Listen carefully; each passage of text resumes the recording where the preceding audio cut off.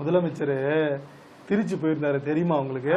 ஆமா ஆமா, அங்க போய் என்ன தெரியுமா பண்ணிருக்காரு, இன்னைக்கு எப்படி சென்னைக்கு ஒரு கிளாம்பாக்கம் பேருந்து நிலையமோ அந்த மாதிரி திருச்சிக்கு பஞ்சப்பூர் பேருந்து நிலையம், பேருந்து வளாகத்தை வந்து திறந்து வச்சிருக்கிறாரு திருச்சியில இருந்து. ஆமா ஆமா, அது என்ன தெரியுமா சொல்லியிருக்கிறாரு, எப்படி வந்து இதுக்கு பேர் வந்து பஞ்சப்பூர் கிடையாதுங்க, இது எல்லாத்தையும் மிஞ்ச போகிற மிஞ்சப்பூருங்க அப்படின்னு இருக்காரு. ஏன் தெரியுமா சொல்றாரு, திருச்சி விமான நிலையத்துல என்னென்ன வசதிகள்லாம் இருக்குதோ அதே மாதிரி வந்து பஞ்சப்பூர் வந்து புதிய பேருந்து நிலையத்துல வந்து அந்த அத்தகைய வசதிகள்லாம் இருக்கும், அதனால இதுக்கு பேர் வந்து மிஞ்சப்பூருங்க, மிஞ்சப்பூர் மாதிரி இருக்கும் அப்படின்னு.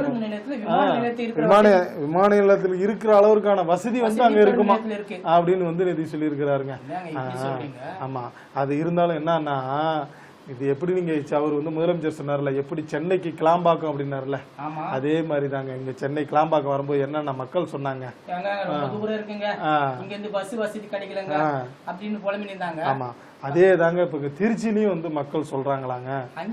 ஆமா, இது ரொம்ப தூரத்துல இருக்கு, ஒரு பேருந்து நிலையம் கட்டுறாங்கன்னா மக்களுக்கு போக்குவரத்துக்கு வசதியா தானே. ஆமாங்க, ஏற்கனவே இருந்த வந்து ஜங்ஷன் பேருந்து நிலையம் வந்து எங்களுக்கு வந்து பக்கமா இருந்தது, ரயில் நிலையம் பக்கத்துல இருந்தது, நகரோட முக்கிய பகுதியில இருந்ததுனால இறங்கின உடனே வந்து கொஞ்சம் நெரிசலா இருந்தாலும் நாங்க போயிருவோம் வந்துருவோம் அப்படின்லாம் சொல்லிட்டு இருந்தாங்கல்ல. இப்ப என்னடா நீங்க போய் எங்கேயோ தூக்கி வச்சுட்டீங்க, அதனால எங்களுக்கு கஷ்டமா இருக்குங்க அப்படின்னு வந்து மக்கள் வந்து என்ன எதிர்பார்ப்பான், பஸ் விட்டு இறங்கணுமா, ஆட்டோ கிடைக்குதா, பஸ்ஸுக்கு ஷேர் ஆட்டோ கிடைக்குதா, பஸ் கிடைக்குதா, ட்ரெயின் விட்டு இறங்கினா உடனே பஸ் ஸ்டாண்ட் இருக்கா, இங்க இருந்து 2-3 கிலோமீட்டர் தாண்டி போய் பஸ் ஏறது எந்த மக்கள் விரும்புவாங்க? அப்படிதான் வந்து அதனால வந்து எப்படி நீங்க ஒரு கிளாம்பாக்கன்னு சொன்னீங்க, அதே மாதிரி வந்து பஞ்சப்பூர் மாறிடுச்சுங்க இந்த அலைச்சல்ல.